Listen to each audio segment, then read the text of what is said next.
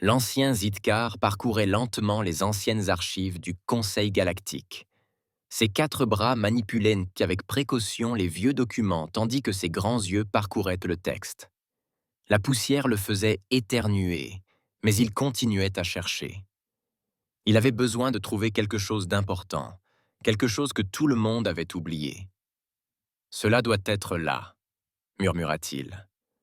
Ses doigts fins tournèrent une nouvelle page de l'immense livre des lois galactiques. Puis il la vit.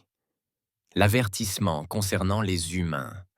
La règle spéciale que chaque membre du Conseil apprenait dès son premier jour, mais que peu prenaient désormais au sérieux. Le document était clair. Les humains étaient une espèce protégée en raison de leur réaction face aux menaces pesant sur leurs petits. Cette règle avait été rédigée après la guerre du premier contact, il y a 300 ans. La première règle de la diplomatie galactique était simple: ne jamais nuire à la descendance humaine. Zitkar se souvenait des histoires que son grand-père lui racontait, racontant comment les humains se battaient avec une telle fureur lorsque les Dracari emmenaient certains de leurs enfants pour les étudier. La civilisation Dracari n'existait plus. Les humains y ont veillé. Ancien Zitkar. La réunion du conseil commence dans 10 minutes, annonça un jeune assistant depuis l'embrasure de la porte. Zitkar hocha la tête et ferma le livre. Il aborderait ce sujet lors de la réunion. Des rumeurs l'inquiétaient. Des rumeurs concernant des projets impliquant les colonies humaines. Au loin, sur la colonie terrestre appelée Espoir terrien, des enfants jouaient dans les champs sous un ciel violet. La colonie avait 20 ans et abritait près de 5000 humains. Ils avaient bâti leur maison dans une large vallée entourée de hautes montagnes. Lily Carter, 10 ans, courait dans l'herbe avec ses amis. Ses cheveux bruns rebondissaient à chaque pas. Elle s'arrêta brusquement et se pencha pour regarder quelque chose dans la terre. « Regardez ce que j'ai trouvé », appela-t-elle. Elle ramassa une étrange pierre qui brillait légèrement dans sa petite main. Il portait d'étranges marques qui semblaient se déplacer et se modifier à mesure qu'elle le tournait. Ses amis se rassemblèrent autour, curieux de l'étrange objet. Aucun d'eux ne remarqua le petit drone qui planait au-dessus, enregistrant tout ce qu'il faisait. Le père de Lily, le commandant Alan Carter, observait les enfants de loin. Il sourit en voyant sa fille montrer sa découverte. En tant que chef de la sécurité de la colonie, il était toujours à l'affût des ennuis, mais cet après-midi était paisible. « Monsieur, les rapports de patrouille sont prêts à être examinés », dit l'officier Ryan White, interrompant les pensées du commandant Carter. « Merci, Ryan. »« Je les vérifierai après le dîner », répondit le commandant Carter. Tout semble calme aujourd'hui. Aucun des deux hommes n'était au courant de l'arrivée des vaisseaux invisibles dans l'orbite de la colonie, se tenant juste hors de portée de leurs capteurs. De retour sur la planète natale du Conseil, le conseiller Vex Morn se tenait devant un groupe de chefs militaires. Sa peau lisse et métallique reflétait les lumières bleues de la salle de guerre tandis qu'il pointait du doigt des images d'espoir terrien sur le grand écran.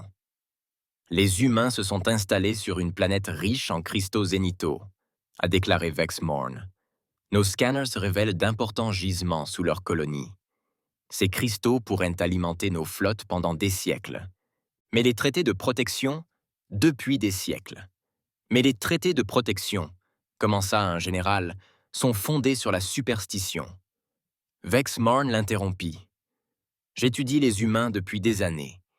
Ils ne sont qu'une espèce parmi d'autres, avec des émotions primitives et des armes rudimentaires. Les histoires sur leur férocité sont exagérées. Il toucha l'écran, zoomant sur Lily et ses amis qui observaient l'étrange rocher. Il toucha l'écran, zoomant sur Lily et ses amis observant l'étrange roche. Cet enfant a trouvé un fragment de cristal zénithal. Nous devons comprendre son effet sur eux et ce qu'ils savent de ses propriétés, poursuivit Vex Morn. J'ai autorisé une intervention stratégique. Vous voulez dire un enlèvement, dit le général Kraz, la voix lourde d'inquiétude. Je veux dire une expédition scientifique, répondit froidement Vexmon. La première équipe part ce soir. Nous prélèverons un petit échantillon de leurs gènes pour les étudier. Les humains ne sauront même pas qu'il s'agit du Conseil. Ils accuseront les pirates de l'espace ou les colonies rivales. Dans un coin de la pièce, un assistant enregistra la réunion et en envoya discrètement une copie au bureau de l'ancien Zidkar. Le temps que l'ancien la reçoive, les vaisseaux s'approcheraient déjà de Terran Hope. Cette nuit-là, alors que Lily Carter dormait dans son lit, tenant l'étrange cristal sous son oreiller, elle rêva d'étoiles et de mondes lointains. Elle ignorait qu'en quelques heures seulement, la paix de Terran Hope serait brisée à jamais. La nuit était calme sur Terran Hope.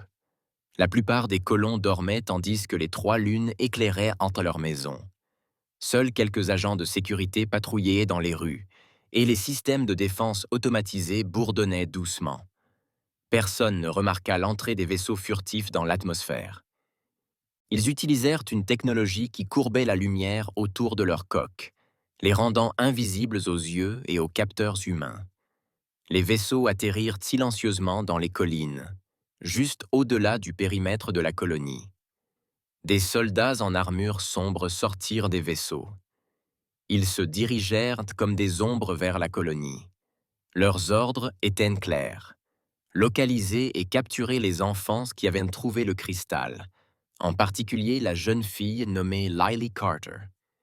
L'agente de sécurité Diane Miller effectuait sa dernière ronde près des dortoirs de l'école lorsqu'elle remarqua quelque chose d'étrange.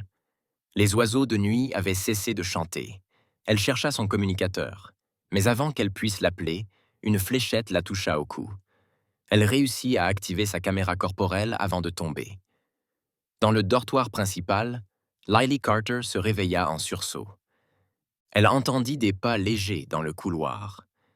Ils ne ressemblaient pas à ceux des patrouilles de sécurité habituelles. Elle attrapa le cristal brillant sous son oreiller et se glissa hors du lit. « Kevin, réveille-toi », murmura-t-elle à son ami dans le lit d'à côté.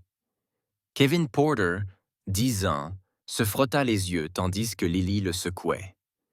Quelque chose ne va pas. Avant que Kevin puisse répondre, la porte de leur chambre s'ouvrit. 3 grandes silhouettes se tenaient là, vêtues d'une armure qui semblait absorber l'obscurité. Leurs visages étaient dissimulés derrière des masques lisses aux yeux brillants. « Ce sont elles », dit l'une d'elles en désignant Lily et le cristal dans sa main. Lily hurla, réveillant les autres enfants. Les silhouettes se déplacèrent rapidement, répandant une brume parfumée dans la pièce. Des silhouettes se déplacèrent rapidement, répandant une brume parfumée dans la pièce. Les enfants commençaient à se rendormir, mais Lily retint son souffle et tira Kevin vers la sortie de secours. À travers la colonie, les alarmes se mirent enfin à retentir. Le commandant Alan Carter fut réveillé par le vacarme assourdissant. Il se précipita vers le centre de sécurité, le cœur battant. « Au rapport !» cria-t-il en entrant dans la pièce. « Au rapport !» cria-t-il en entrant dans la pièce. « Plusieurs intrus dans les dortoirs de l'école », répondit l'agent Ryan White. « Nous avons perdu le contact avec l'agent Miller. » Le sang du commandant Carter se glaça. « Lily est là-dedans », murmura-t-il. Il saisit une arme et courut vers l'école, appelant des renforts au passage. Mais il était trop tard. Lorsque les forces de sécurité atteignirent les dortoirs, les intrus battaient déjà en retraite. 6 enfants manquaient à l'appel. Lily, Kevin et 4 autres qui s'étaient trouvés près du cristal la veille. La dernière transmission de la caméra corporelle de l'agent Miller montrait clairement les extraterrestres avant qu'ils ne le découvrent et ne le détruisent. Les images furent automatiquement envoyées à la base de données principale de la colonie. Le docteur Susan Carter, mère de Lily et xénobiologiste en chef de la colonie, les regarda d'une main tremblante. « Ce sont des vexeries », dit-elle d'une voix brisée. « Ils travaillent pour la division de l'application de la loi du Conseil galactique. » Le commandant Carter frappa le mur du poing. « Pourquoi le Conseil prendrait-il nos enfants? Nous avons des arbres de la paix avec eux. » Le docteur Carter zooma sur l'image, pointant un symbole sur l'armure de l'alien. Ce n'est pas une action officielle du Conseil. C'est la marque de la garde personnelle du conseiller Vex Morn. Il agit de son propre chef. À l'aube sur Terran Hope, la colonie était plongée dans le chaos. Les parents des enfants disparus se sont rassemblés devant le bâtiment administratif, exigeant des réponses et des mesures. Le commandant Carter s'est adressé à eux, essayant de garder son calme malgré sa peur et sa rage. Nous avons lancé un appel de détresse à la Terre. Les secours arrivent. Je vous le promets, nous retrouverons nos enfants. En orbite au-dessus de la planète, les vaisseaux furtifs se préparaient à sauter en hyperespace. À l'intérieur de l'un d'eux, les 6 enfants gisaient inconscients dans des capsules de stase. Le cristal de Lily avait été volé et se trouvait désormais dans un conteneur scellé, étudié par un scientifique. Le conseiller Vex Morn sera ravi, dit le commandant de mission. Nous avons capturé les enfants et le cristal sans alerter le conseil. Ce qu'ils ignoraient, moi, c'est que les images de l'officier Miller avaient déjà été envoyées avec l'appel de détresse sur Terre. Le message contenait 2 informations cruciales. Des enfants humains avaient été enlevés et les assaillants portaient l'insigne du Conseil galactique. Sur Terre, les commandants militaires observaient les images dans un silence stupéfait. Les extraterrestres avaient enfreint la seule règle qui avait maintenu la paix pendant 3 siècles. Et maintenant, l'humanité allait réagir. L'appel de détresse de Terran Hope parvint sur Terre en quelques heures. Le commandement central terrestre convoqua une réunion d'urgence dans son quartier général souterrain, dans ce qui était autrefois le Colorado. L'amiral Frank Howard visionna les images de l'enlèvement extraterrestre pour la 3e fois. Son visage s'assombrissait à chaque visionnage. Lorsque les lumières se rallumèrent dans la salle de réunion, il frappa du poing la table. « Ils ont enfreint la seule règle qui compte, » dit-il. Le silence retomba. 12 chefs militaires du monde entier étaient assis autour de la table, le visage sombre. « Nous avons essayé de contacter le Conseil galactique par la voie diplomatique, » a déclaré le général Marialops. Aucune réponse pour l'instant. L'amiral Howard a hoché la tête. Nous n'attendons pas leur réponse. Préparez la flotte fantôme. La flotte fantôme était l'arme secrète de l'humanité. 10 vaisseaux construits dans un seul but. Une guerre non conventionnelle contre des ennemis technologiquement supérieurs. Les vaisseaux étaient cachés à divers endroits du système solaire, attendant un jour que tout le monde espérait ne jamais voir arriver. Qui va diriger la mission de sauvetage? Demanda le général Lops. Capitaine Samantha Wright, répondit l'amiral Howard sans hésiter. C'est notre meilleur esprit tactique. Le capitaine Wright fut rappelé de sa mission d'entraînement sur Mars. À son arrivée au commandement terrestre 6 heures plus tard, elle fut immédiatement informée de la situation. 6 enfants enlevés, dit-elle en consultant les dossiers, dont la fille du commandant Carter. Oui, confirma l'amiral Howard. Vos ordres sont simples, capitaine. Ramenez nos enfants à la maison. Aucune restriction. Le capitaine Wright hocha la tête, comprenant ce que cela signifiait. Les gants étaient retirés. Quel vaisseau vais-je avoir? Le Nightshade et 2 vaisseaux de soutien, plus le personnel spécialisé dont vous aurez besoin. Dans l'espace humain, la nouvelle de l'enlèvement se répandit rapidement. Les soldats retraités se sont portés volontaires en masse. Parmi eux se trouvait Gregory Thompson, grand-père de Lily Carter et ancien agent des forces spéciales. À 63 ans, Greg Thompson était encore en forme et dangereux. Il a fait appel à d'anciennes faveurs et s'est arrangé pour intégrer l'équipe du capitaine Wright avant même la création de la liste officielle.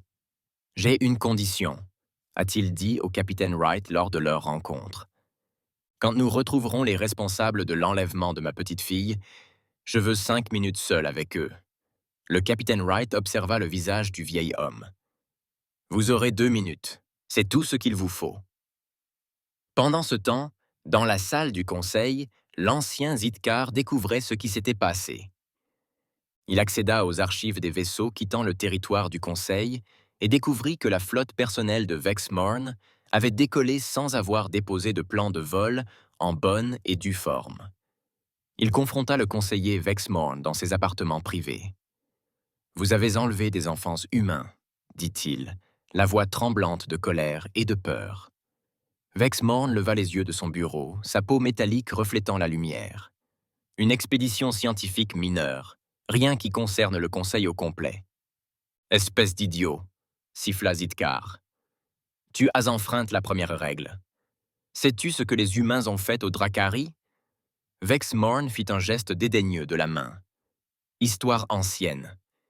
Ces humains ne sont qu'une espèce parmi d'autres, se doutant de leur importance. Les Dracari étaient plus avancés que les humains lorsqu'ils ont pris leurs enfants. Leur civilisation avait 5000 ans. Les humains les ont exterminés en 3 semaines, dit Zitkar. Ramenez les enfants maintenant, tant que vous le pouvez encore. Vexamorn sourit froidement. Les enfants sont déjà au centre de recherche. Le temps que les humains découvrent qui les a enlevés, nous aurons tout appris sur les cristaux du zénith. Sur Terre, les préparatifs avançaient à une vitesse incroyable. Les vaisseaux de la flotte fantôme furent mis en service. L'US Nightshade, un vaisseau capable de courber la lumière autour de sa coque, à l'instar des vaisseaux extraterrestres, devint le centre de commandement de la mission. Le capitaine Wright sélectionna son équipage avec soin. Des pilotes experts, des spécialistes du combat et les plus grands esprits en xénobiologie. Greg Thompson était répertorié comme consultant culturel, bien que son rôle réel impliquait des compétences acquises au sein des forces spéciales. 3 jours seulement après l'enlèvement, la flotte humaine était prête, mais elle ne se dirigeait pas directement vers l'espace du Conseil. Le capitaine Wright avait un plan inattendu pour les extraterrestres. « Nous allons nous diviser en 3 groupes », expliqua-t-elle à son équipe. L'équipe 1 se rend sur la planète natale du Conseil en mission diplomatique. Leur mission est de distraire et de recueillir des renseignements. L'équipe 2 suivra la signature quantique des vaisseaux ravisseurs. Et nous, dit-elle en pointant la morelle sur l'écran, nous suivrons les renseignements recueillis grâce aux communications interceptées du Conseil. L'amiral Howard donna l'autorisation finale. L'opération Retour Enfant est désormais active. Bonne chasse. Alors que les navires s'apprêtaient à partir, Greg Thompson regarda une photo de sa petite fille. « Attends, Lily, murmura-t-il. On arrive. » Un solanacé de l'UES se glissa dans l'espace du Conseil tel un fantôme. Sa coque spéciale absorbait la lumière et ses capteurs la rendaient presque invisible. Sur la passerelle, le capitaine Samantha Wright étudiait la carte stellaire indiquant leur position. « Aucun signe de notre présence ?» demanda-t-elle à son équipage. « Aucun », répondit le capitaine au lieutenant Dale Brown, à la station de détection. Leurs patrouilleurs passèrent à moins de 5000 km et ne manifestèrent aucune réaction. Le capitaine Wright hocha la tête. La technologie furtive du vaisseau fonctionnait parfaitement. Les extraterrestres ignoraient que les humains disposaient d'une technologie aussi avancée. Ils l'avaient gardée secrète pendant des décennies, attendant un moment comme celui-ci. Greg Thompson se tenait au fond de la passerelle et observait. Grand-père de Lily et consultant culturel, il n'avait aucun rôle officiel pendant les opérations aériennes. Mais le capitaine Wright le souhaitait à ses côtés. Son expérience serait bientôt précieuse. « Nous recevons une transmission du vaisseau de l'ambassadeur Jones », a annoncé le lieutenant Brown. « Nous recevons une transmission du vaisseau de l'ambassadeur Jones », a annoncé le lieutenant Brown. L'ambassadrice Patricia Jones dirigeait l'équipe diplomatique envoyée directement sur la planète d'origine du Conseil. Sa mission était d'exiger le retour des enfants tout en recueillant des informations. Le visage de l'ambassadrice apparut sur l'écran principal. Elle semblait fatiguée mais déterminée.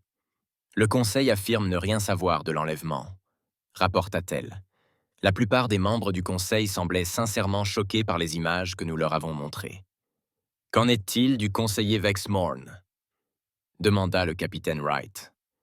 Son absence, opportunément annoncée par son bureau, indique qu'il est en retraite de recherche et ne peut être dérangé. L'ambassadrice Jones répondit avec un dégoût évident. « J'ai transmis notre message. Renvoyez les enfants dans les 48 heures ou assumez les conséquences. » « Comment ont-ils réagi ?» demanda Greg Thompson en s'avançant. L'ambassadrice Jones sourit d'un air sombre. Ils rirent. « Ils pensent que nous bluffons. » Une fois la transmission terminée, le capitaine Wright se tourna vers son officier de navigation. Cap sur la station de recherche Saint-Ory. L'équipe 2 a confirmé que les vaisseaux d'enlèvement s'y étaient arrêtés avant de poursuivre leur route vers leur destination finale. Le Nightshade changea de cap, ses moteurs ne laissant aucune trace visible en accélérant. Pendant ce temps, dans un centre de recherche lointain caché dans un champ d'astéroïdes, les enfants enlevés se réveillaient pour la 3e fois de leur sédation. Ils avaient été séparés pour étudier individuellement, mais furent réunis pour les repas sous haute surveillance. Lily Carter était assise à une table en métal avec les 5 autres enfants. Elle remarqua que des caméras surveillaient leurs moindres faits et gestes. La nourriture devant eux avait une apparence étrange. Des cubes violets et de la pâte verte. « Ne mangez pas trop », murmura-t-elle aux autres. « Ça donne encore envie de dormir. » Kevin Porter hocha la tête, remuant la nourriture dans son assiette au lieu de la manger. À 10 ans, il était fils d'ingénieur et possédait l'esprit mécanique de son père. « J'ai compté 14 gardes à cet étage, » murmura-t-il en retour. « Et je crois savoir comment fonctionnent les serrures. » Lily sourit légèrement. Elle aussi avait observé et appris. Son père lui avait toujours dit que la connaissance était la meilleure arme. Elle avait cartographié mentalement l'installation, notant les habitudes de l'extraterrestre. Les jumeaux Emma et Eric Nelson, 8 ans, étaient assis en face d'eux. Bien que cadets, ils avaient découvert quelque chose d'important. « Les bouches d'aération », murmura Emma. « Elles sont assez grandes pour qu'on puisse y entrer. » « Et elles relient toutes les pièces », ajouta Eric. Lily hocha la tête mais ne dit rien de plus, lorsqu'un garde s'approcha. Le chercheur extraterrestre qui semblait être le responsable entra derrière le garde. Sa peau avait un éclat métallique qui changeait de couleur à la lumière. « Sujet 1, dit-il en désignant Lily du doigt. « Viens avec moi pour d'autres tests. » Lily se leva lentement. C'était la 3e fois qu'il la prenait pour des tests. À chaque fois, il lui avait montré différents cristaux comme celui qu'elle avait trouvé, en lui demandant ce qu'elle ressentait. En suivant le chercheur dans le couloir, elle comptait soigneusement ses pas et mémorisait les virages. Lorsqu'ils entrèrent dans le laboratoire, elle reconnut le matériel des séances précédentes. Laboratoire. Elle reconnut le matériel des séances précédentes. « Asseyez-vous », ordonna le chercheur en désignant une chaise munie de sangles. Lily hésita. « Qu'allez-vous faire ?»« Rien de dangereux, » dit le chercheur. « Nous souhaitons simplement comprendre pourquoi votre espèce peut interagir avec les cristaux sans effets secondaires. »« Quels effets secondaires ?» demanda Lily, hésitant à examiner la pièce à la recherche d'informations utiles. Le chercheur prépara une seringue contenant un liquide bleu. La plupart des espèces subissent une dégradation neuronale lorsqu'elles manipulent des cristaux de zénith brut. Pourtant, les enfants humains semblent immunisés. Il s'approcha d'elle avec la seringue. « Cela nous aidera à comprendre pourquoi. » Lily recula. « Mon père dit toujours d'observer et d'attendre le bon moment. » Le chercheur marqua une pause, surpris par sa réponse. Il prit une note sur sa tablette. Fascinant. Le jeune manifestait le même comportement de résistance que les adultes. Il regarda Lily avec un intérêt nouveau. Ce message sera inclus dans mon rapport au conseiller Vexmorn. De retour sur le Nightshade, l'équipe du capitaine Wright intercepta une transmission du centre de recherche vers le canal privé du conseiller Vexmorn. L'IA du vaisseau traduisit le langage extraterrestre. « Ils sont bien là », confirma le lieutenant Brown. La transmission mentionnait des sujets humains et des résultats de tests. Le visage de Greg Thompson se durcit. « Quand pourrons-nous les atteindre ?»« 18 heures, » répondit le capitaine Wright. Et nous n'irons pas seuls. L'ambassadrice Patricia Jones se tenait fièrement devant le Conseil galactique. Sa combinaison grise et son expression sévère témoignaient de son sérieux. 30 représentants extraterrestres étaient assis en demi-cercle autour d'elle, leurs différentes espèces se manifestant par leur forme et leurs couleurs variées. La délégation humaine vous remercie pour cette séance d'urgence, commença-t-elle d'une voix ferme. Mais votre temps d'action est compté. Un grand extraterrestre à la peau bleue et à 4 bras prit la parole. Ambassadeur Jones, nous vous l'avons déjà dit, le Conseil n'a autorisé aucune action contre votre colonie ou vos enfants. Pourtant, les preuves montrent que des navires portant les marques du Conseil ont emmené nos enfants, a répliqué l'ambassadrice Jones. Elle a fait un signe de tête à son assistante, qui a rediffusé la vidéo sur grand écran.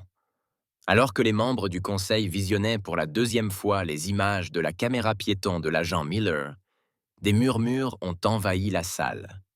La folie de la garde personnelle du conseiller Vexmorn était évidente. « Où est le conseiller Vexmorn » demanda l'ambassadeur Jones. « Il a été absent de toutes nos réunions. » Avant que quiconque puisse répondre, des alarmes retentirent dans tout le bâtiment du conseil. Un garde se précipita dans la salle. « Nous sommes attaqués !» cria-t-il. « Des vaisseaux humains ont franchi notre périmètre de défense. » L'ambassadeur Jones sourit froidement. Pas une attaque, une démonstration. Dehors, 3 vaisseaux humains attaquaient des vaisseaux de défense du Conseil. Les militaires du Conseil avaient toujours cru que leur technologie était supérieure à celle de la Terre. Ils avaient tort. Les vaisseaux humains se déplaçaient à une vitesse incroyable, leurs armes transperçant les boucliers qui protégeaient le Conseil depuis des siècles. « Que se passe-t-il » demanda le chef du Conseil, se levant sous le choc. « Première phase de notre réponse, » expliqua calmement l'ambassadeur Jones, « ma mission diplomatique était sincère. Cette démonstration de force vise à vous faire comprendre ce qui adviendra si nos enfants ne sont pas rapatriés. » Pendant ce temps, l'équipe du capitaine Wright était arrivée au centre de communication du Conseil, à 12 années-lumière de là. Le Nightshade quitta son mode furtif juste le temps de lancer le petit vaisseau d'attaque de Stick. L'équipe avait besoin de connaître l'emplacement exact du centre de recherche où les enfants étaient détenus. Greg Thompson dirigeait l'équipe d'infiltration. Ils pénétrèrent dans le centre de communication par un sas de maintenance. Les extraterrestres à l'intérieur n'avaient reçu aucun avertissement avant l'arrivée des humains. « Pas de victimes inutiles », rappela Greg à son équipe en traversant le complexe. « Nous avons besoin d'informations, pas de corps. » Ils ont atteint le centre de données central sans déclencher d'alarme. Le lieutenant Brown, également spécialiste technique de l'équipe, se connecta au système extraterrestre. « J'ai besoin de 10 minutes, dit-il à Greg. « Tu en as 5, répondit Greg en inspectant le couloir. Dans le centre de recherche, Lily Carter aidait les autres enfants à se préparer. Kevin avait trouvé comment court-circuiter les portes des cellules lors de son dernier examen. Les jumeaux avaient cartographié la majeure partie du système de ventilation. Ils attendaient le bon moment. « Ils vont nous déplacer demain », dit Lily aux autres pendant leur repas. « J'ai entendu les gardes parler. Il faut qu'on soit prêt ce soir. »« Et si on se fait prendre ?» demanda Maya Wilson, une fillette de 9 ans restée silencieuse jusqu'à présent. « On ne le fera pas, » dit Lily avec assurance. « Et même si quelque chose tourne mal, nos parents viendront te nous chercher. »« Comment le sais-tu » demanda Maya. « Parce qu'ils viennent toujours, » répondit Lily. « Mon père dit que les humains n'abandonnent jamais les leurs, surtout pas les enfants. » Tandis qu'il parlait, un garde bouscula Emma, la forçant à renverser sa nourriture. Les autres enfants observèrent la scène en silence, mais leurs regards se durcirent. Le garde ne remarqua pas leurs regards échangés, élaborant un plan sans un mot. Lily fit un léger signe de tête à Kevin, qui renversa accidentellement sa tasse. Tandis que le garde était distrait par le déversement, Eric glissa quelque chose de sa poche à Emma.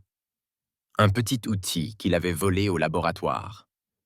De retour sur la planète natale du Conseil, l'ancien Zitkar s'adressa au Conseil au complet après le retrait des vaisseaux humains. « Je vous ai prévenu, dit-il d'une voix lourde d'inquiétude. Les archives anciennes sont claires sur le comportement humain lorsqu'il est jeune ou menacé. Il activa un affichage historique montrant le destin de la civilisation Drakari. Les membres du Conseil observèrent un temps silence les images montrant une société technologiquement avancée, réduite en ruines en moins d'un mois. Plusieurs membres du Conseil ont déjà retiré leur soutien à Vex Morn, quelle que soit son activité. Poursuivit Zitkar. Je suggère que nous aidions les humains à localiser leurs enfants avant qu'il ne soit trop tard. Sur la Morelle, le lieutenant Brown avait terminé l'analyse des données du centre de communication. Nous les avons, dit-il au capitaine Wright en désignant une carte du ciel. Le centre de recherche se trouve ici, dans le système de Ta Virginis. Lepta, il est caché dans une ceinture d'astéroïdes. Le capitaine Wright a étudié l'endroit. À quel point est-il bien protégé? Sécurité minimale, répondit Brown. Il ne s'attendait pas à ce que quelqu'un le trouve. Combien d'enfants ont été confirmés? Demanda Greg Thompson. Les 6 sont là, dit Brown. Et monsieur, il y a autre chose. Il teste spécifiquement l'interaction des enfants avec les cristaux zénithaux. Les rapports font état d'une activité cérébrale inhabituelle. Le visage de Greg s'assombrit. Ils font des expériences sur eux. Oui, répondit doucement Brown. Mais les enfants ripostent.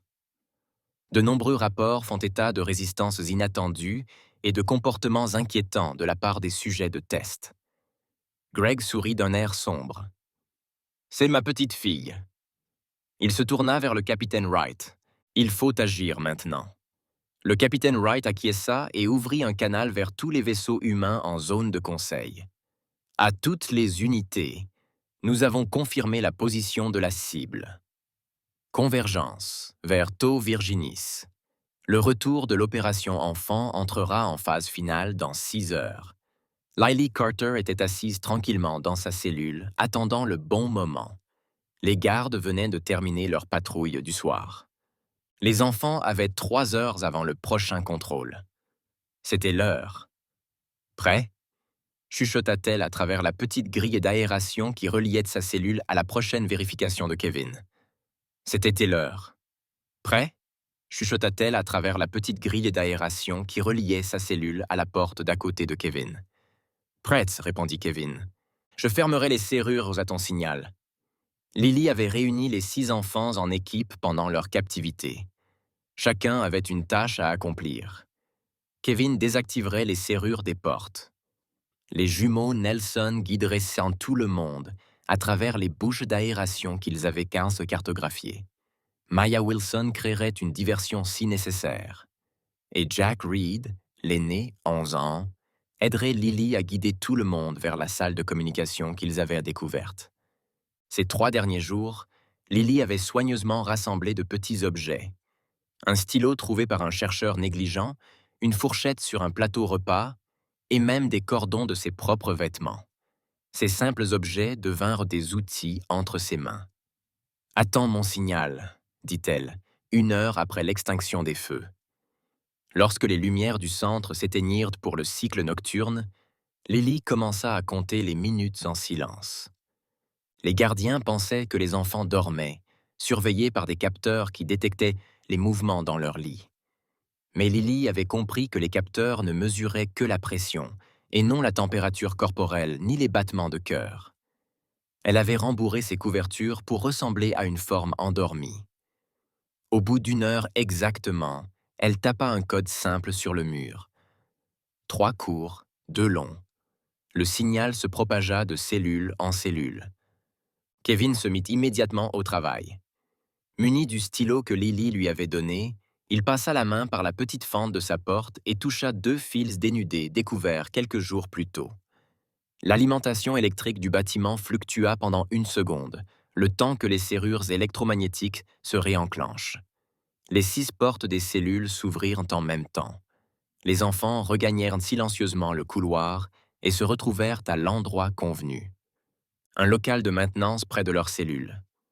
Emma et Eric Nelson, les jumeaux de 8 ans, désignèrent une bouche d'aération près du sol. « Elle mène jusqu'à la salle de communication », murmura Emma. « Nous l'avons cartographiée lors des tests d'hier », ajouta Eric. Les deux jumeaux avaient été placés dans la même salle de test, et tandis que l'un distrayait les chercheurs, l'autre étudiait les plans des installations affichées sur un écran d'ordinateur. Jack Reed, grand pour son âge, aida à retirer le couvercle de ventilation. Un par un, les enfants se glissèrent à l'intérieur. Lily passa la dernière, remettant soigneusement le couvercle derrière eux. Les tunnels métalliques étaient froids et poussiéreux.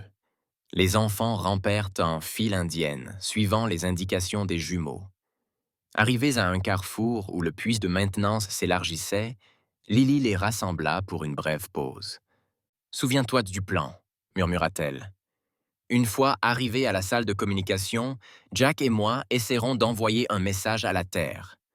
Vous autres, surveillez les portes. Et si les extraterrestres nous attrapent ?»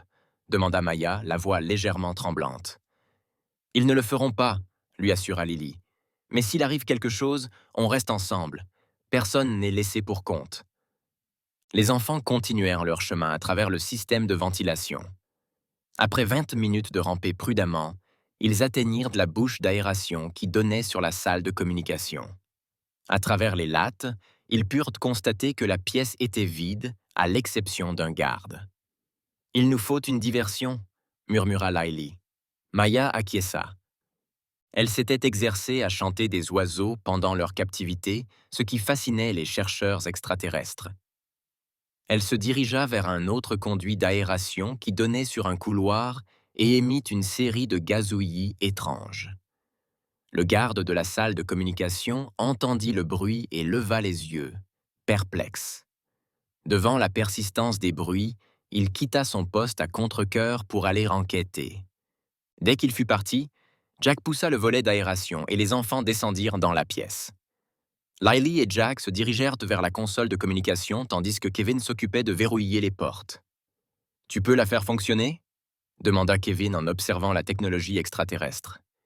Lily étudia la console. C'était différent des systèmes de communication conçus par les humains, mais son père lui avait appris les bases des systèmes de communication. Elle reconnaissait des symboles qui représentaient probablement des fréquences de transmission.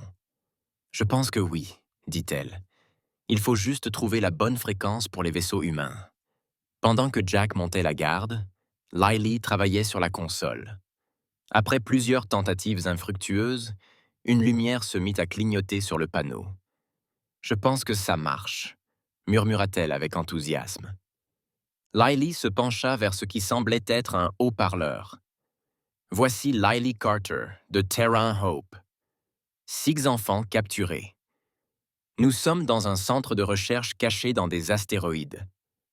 Nous nous sommes échappés, mais nous sommes toujours à l'intérieur.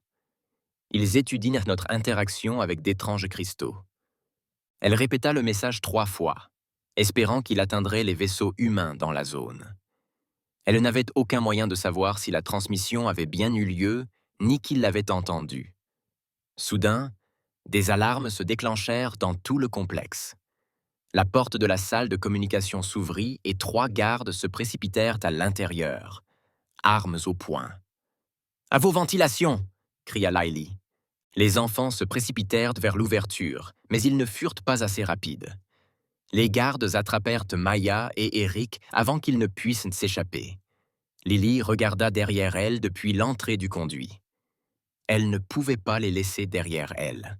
« Rendez-vous maintenant », dit un garde, « ou ces 2-là seront punis. » Lily sortit du conduit, les mains levées. « Laissez-les partir. Prenez-moi plutôt. »« C'est moi que tu veux vraiment t'étudier. » Le gardien parut surpris par sa proposition, mais fit un signe de tête aux autres. Ils libérèrent Maya et Eric, qui rejoignirent rapidement les autres enfants dans le conduit d'aération. Seule Lily resta dans la pièce. « Le moniteur sera très intéressé par ton comportement, » dit le gardien en serrant les mains de Lily. Ce que les extraterrestres ignoraient, c'est que le sacrifice de Lily avait offert aux autres enfants la chance dont ils avaient besoin, et que son message avait été reçu par l'UES Nightshade, à moins d'une heure de route du complexe. La capitaine Samantha Wright se tenait sur le pont de l'UES Nightshade, écoutant le message de Lily pour la 3e fois. Son visage ne trahissait aucune émotion, mais ses yeux brûlaient de détermination. « Il est temps d'arriver », demanda-t-elle à son officier de navigation. « 42 minutes, capitaine », répondit-il. Greg Thompson vérifia son arme. « C'est trop long. Ils savent que les enfants sont en liberté dans le centre. Ils pourraient les déplacer. » Le capitaine Wright réfléchit, puis hocha la tête. « Déployez l'équipe avancée maintenant. Votre escouade entre en premier, Monsieur Thompson. » Greg conduisit 6 soldats des forces spéciales jusqu'à la baie de lancement. Ils embarquèrent à bord d'une petite navette furtive conçue pour un déploiement rapide. Alors que la navette quittait le Nightshade, Greg s'adressa à son équipe. « Notre mission est simple. Retrouver les enfants et les sécuriser jusqu'à l'arrivée du gros des forces. Évitez d'être repérés si possible, mais si vous êtes découverts, ne montrez aucune pitié envers quiconque se dresse entre nous et ses enfants. » La navette accéléra vers la ceinture d'astéroïdes où se trouvait le centre de recherche. À l'intérieur, le chaos régnait. Les 5 enfants évadés rampèrent dans le système de ventilation tandis que les équipes de sécurité les recherchaient. Kevin Porter menait le groupe maintenant que Lily avait été capturée. « Nous devons trouver un autre moyen d'aider. » Jack Reed chuchota tandis qu'il s'arrêtait à un carrefour dans les conduits d'aération. « Je sais où ils ont emmené Lily, » dit Emma Nelson. « Pendant nos tests, j'ai vu une pièce spéciale avec toutes sortes d'équipements. Ils l'appelaient la chambre de recherche principale. C'est là qu'ils l'emmènent. » Kevin se débattit un instant.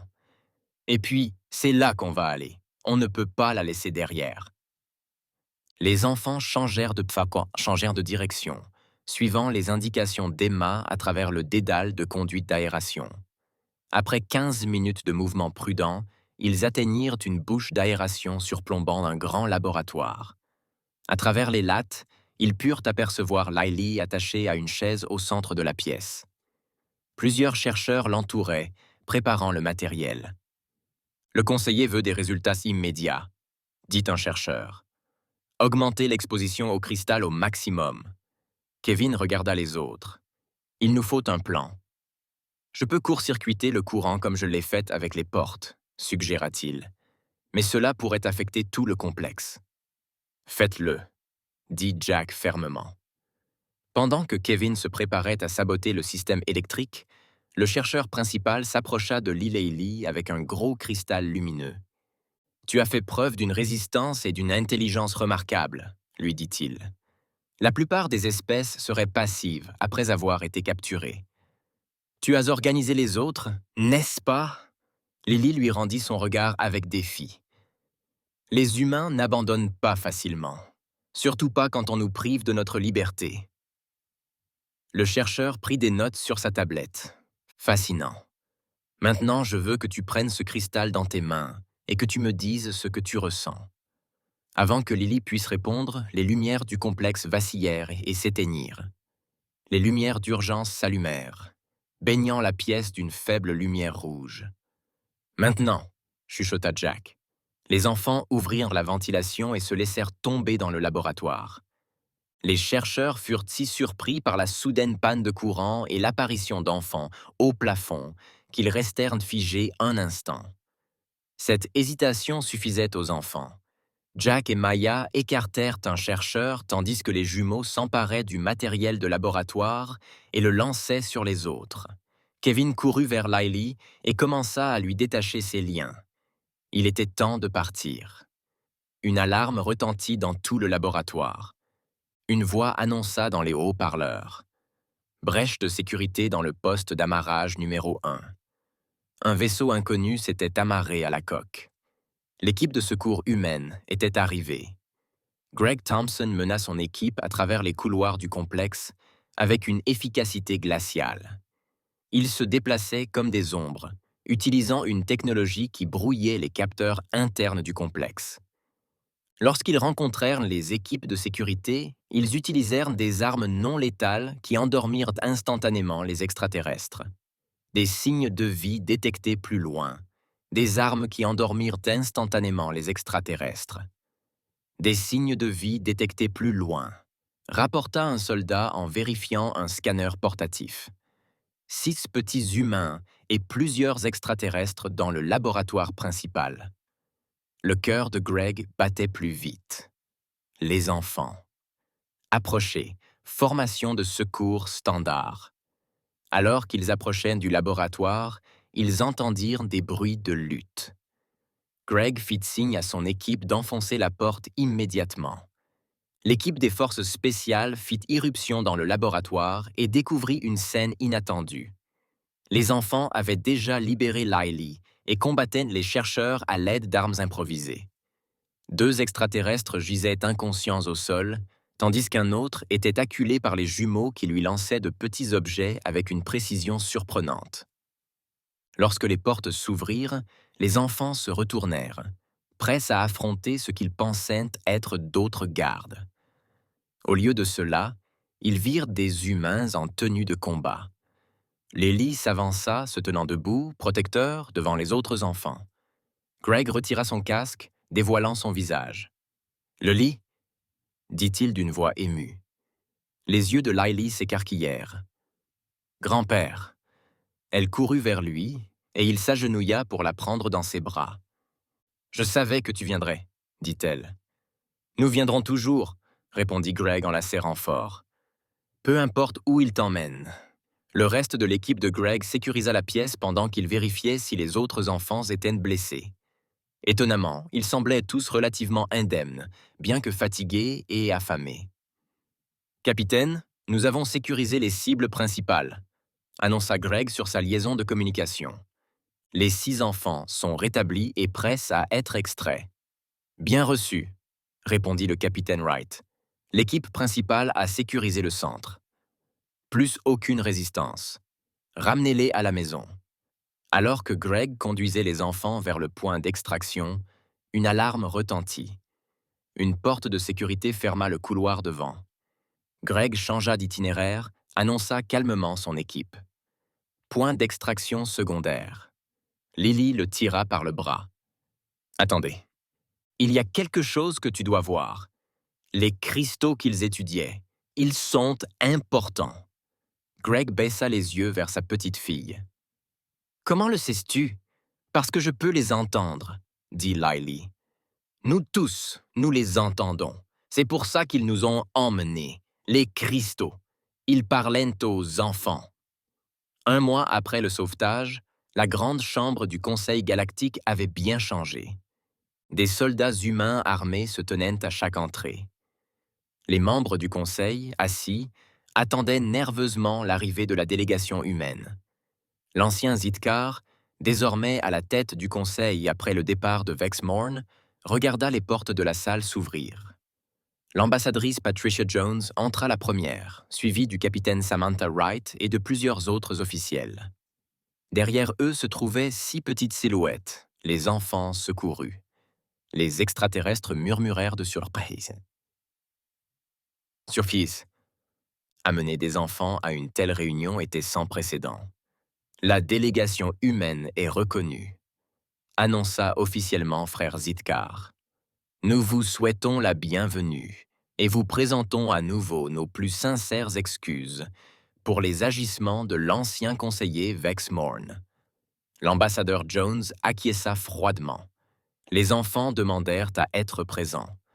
En tant que victimes de l'échec du Conseil, ils en avaient le droit. Lily Carter s'avança, se tenant aux côtés de l'ambassadrice. Les 5 autres enfants formèrent une ligne derrière elle. Ils s'étaient bien remis de leur épreuve. Ils se tenaient debout, fiers et sans crainte, devant les extraterrestres rassemblés. « Nous sommes ici pour finaliser le nouveau traité », poursuivit l'ambassadrice Jones. Les termes ont été distribués à tous les membres du Conseil. L'ancien Zitkar désigna le document affiché sur l'écran de chaque membre du Conseil. Ces termes modifient considérablement l'équilibre des pouvoirs dans la galaxie. « Oui », approuva simplement l'ambassadeur Jones, « c'est le cas. Le capitaine Wright s'avança. L'alternative était la guerre. Considérez-vous comme chanceux. Le silence se fit. Tout le monde savait ce qui était arrivé au conseiller Vexmorn et à son équipe de recherche. Après le sauvetage des enfants, Greg Thompson avait mené une équipe pour capturer Vexmorn alors qu'il tentait de fuir. Plutôt que de le tuer, les humains avaient fait quelque chose d'inattendu. Ils l'avaient ramené pour qu'il soit jugé. Vexmorn était désormais enfermé dans une chambre de confinement spéciale, attendant son procès pour ses crimes. Mais son sort ne serait pas décidé par le Conseil, ni même par les tribunaux humains.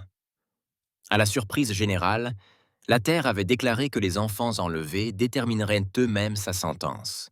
« Nous avons étudié votre espèce durant ce conflit », dit prudemment l'ancien Zitkar. « Vos capacités militaires dépassent de loin ce que vous avez montré à la galaxie. Vous auriez pu nous détruire. » Lily Carter prit la parole, sa jeune voix claire dans la grande salle. « Nous avons aussi appris à vous connaître. Pendant notre captivité, nous vous avons étudié. Nous connaissons vos forces et vos faiblesses. » Les membres du Conseil tressaillirent, mal à l'aise, lorsqu'un enfant humain s'adressa à eux. Mais personne ne les interrompit. « Nous ne voulons pas la guerre, » poursuivit Lily. « Mais nous ne laisserons plus personne prendre d'enfants. Pas d'enfants humains, pas n'importe quels enfants. » L'ambassadeur Jones posa une main sur l'épaule de Lily, puis s'adressa au Conseil. Ceci nous amène à la première clause du nouveau traité. Ancien Zitkar, veuillez lire à voix haute. Zitkar baissa les yeux sur son écran et lut. Les descendants doués de conscience de toutes les espèces sont des entités protégées. Toute violation de cette protection par une civilisation constitue un acte de guerre contre toutes les civilisations. Les enfants insistèrent sur cette formulation. L'ambassadeur Jones expliqua. Elle protège non seulement les humains, mais tous les enfants de la galaxie. Et les cristaux du zénith demandèrent à un membre du Conseil. Les humains partageront-ils ce qu'ils ont appris à leur sujet? Le capitaine Wright fit un signe de tête à Kevin Porter qui s'avança. Bien qu'âgé de seulement 10 ans, il parla avec assurance. Les cristaux réagissent à certains schémas cérébraux courants chez les enfants, expliqua-t-il. Ils peuvent stocker et transmettre des informations. Nous en apprenons encore le fonctionnement, mais nous partagerons nos découvertes avec les espèces dignes de confiance. 2 semaines plus tard, la flotte humaine quittait l'espace du Conseil. Le nouveau traité avait été signé par toutes les espèces membres. La Terre avait obtenu d'importantes protections et privilèges dans les affaires galactiques. Les enfants étaient rentrés chez eux sur Terran Hope, devenus des héros dans tout l'espace humain. Dans la maison de la famille Carter, Laylee était assise avec ses parents et son grand-père, regardant le coucher de soleil à travers leurs fenêtres en forme de dôme. « Penses-tu qu'ils tiendront parole ?» demanda Laylee en levant les yeux vers son père. Le commandant Alan Carter sourit à sa fille. « Ils savent qu'il ne faut pas rompre une promesse faite aux humains, maintenant. » Susan Carter, analysant les données des cristaux zénithaux sur sa tablette, leva les yeux. Les cristaux pourraient tout changer. Leur façon de stocker l'information, leur potentiel énergétique. C'est révolutionnaire. Greg Thompson se laissa aller dans son fauteuil. Tout ça parce que ma petite fille a trouvé une pierre brillante. Lily sourit. Et parce que les humains sont toujours là pour leurs enfants. L'histoire se répandit rapidement à travers la galaxie. Comment 6 enfants humains et leurs sauveteurs déterminés avaient mis à genoux le puissant Conseil galactique. Comment les humains avaient fait preuve à la fois d'une force terrifiante et d'une miséricorde surprenante. Plus important encore, comment ils avaient établi la règle unique qui définissait désormais la civilisation galactique. La protection des enfants partout dans le monde. Sur des mondes lointains, des parents de nombreuses espèces racontaient à leurs enfants la nouvelle histoire du soir, celle des humains venus d'une petite planète bleue, qui se battaient comme des démons lorsque leurs petits étaient menacés, mais qui utilisaient leur victoire pour protéger tous les enfants, et pas seulement les leurs.